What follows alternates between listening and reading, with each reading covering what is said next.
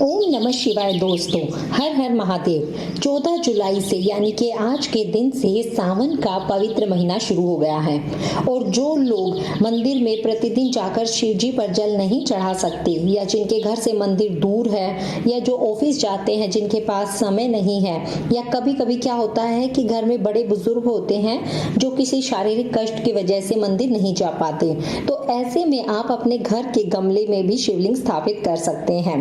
घर में स्थापित करने वाले शिवलिंग का आकार घर के जो बड़े बुजुर्ग होते हैं उनके अंगूठे के आकार का होना चाहिए, बस उससे बड़ा नहीं होना चाहिए।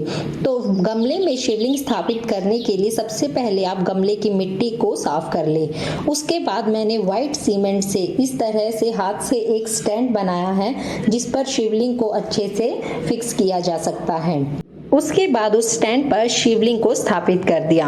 अगर आपके पास इस तरह का स्टैंड नहीं है तो आप सीधे भी मिट्टी में शिवलिंग को रख सकते हैं। उसके बाद स्थापित करने के पश्चात सबसे पहले गंगा जल से शिवलिंग को स्नान कराया ताकि वह शुद्ध हो जाए। इसके पश्चात आप याद रखें कि जब भी आप शिव जी पर जल चढ़ाते हैं तो जल की धारा बिल्कुल धीरे से प्रवाहित करें क्योंकि शिव जी को जल की बहती धारा अत्यंत प्रिय है। इसके बाद आप हमेशा घर में बैठकर ही शिव जी पर जल चढ़ाएं और आपका मुख पूर्व दिशा की ओर कभी भी नहीं होना चाहिए। उत्तर दिशा की ओर मुख करके जल चढ़ाना सबसे अच्छा माना जाता है। जल के हमेशा पीतल के बर्तन में या मिट्टी के बर्तन में चढ़ाएं। कभी भी तांबे या स्टील के बर्तन में शिव जी को जल नहीं चढ़ाएं। आप डेली सावन में शिव जी पर दूध भी चढ़ा सकते हैं। उसके लिए जरूरी नहीं है कि आपको दूध बहुत ही ज्यादा मात्रा में लेना है। आप किसी छोटे बर्तन में भी दूध ले सकते हैं शिवलिंग के आकार के हिसाब से। इस तरह से छोटे बर्तन में मैंने दूध लिया था जिसको पीतल के लोटे में डालकर शिव जी पर चढ़ाया था। तो आप कोई भी धारा जब शिव जी पर प्रवाहित करते हैं तो वह बिल्कुल धीरे से मन में ओम नमः शिवाय का जाप करते हुए चढ़ाएं।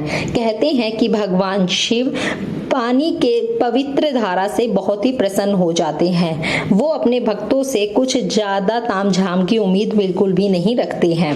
दूध चढ़ाने के बाद भगवान शिव पर जल चढ़ाएं। याद रखें कि जल में कुछ भी ना मिला हो।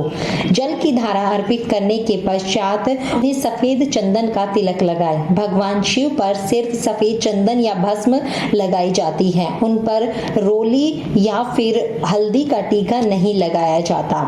शिवलिंग पर जल चढ़ाने के समय आप ओम नमः शिवाय मन में जरूर जपते रहें। इस तरीके से प्रतिदिन आप सावन में भगवान शिव पर जल चढ़ा सकते हैं और उनकी कृपा पा सकते हैं। शिवलिंग से जब जल की धारा बहकर नीचे की तरफ आती है तो उसमें से कुछ जल लेकर आप अपनी आंखों पर लगा। कहते हैं कि इससे कभी भी आंखों के रोग नहीं होते हैं। साथ ही जब आप मंदिर में जाते हैं तब भी ऐसा जरूर करें। शिवलिंग से बहने वाला थोड़ा सा जल जब भी आप मंदिर जाएं तो अपने घर पर जरूर लाएं और घर में उसके छींटे लगाएं। इससे नकारात्मकता खत्म होती है। यही काम आप अपने घर के शिवलिंग से भी कर सकते हैं। साथ ही शिवलिंग पर धूप दीप भी करते रहें। तो अगर आपको यह वीडियो अच्छी लगी है तो प्लीज इसे लाइक करें और इसी तरह की जानकारी के लिए चैनल को जरूर सब्सक्राइब करें। धन्यवाद।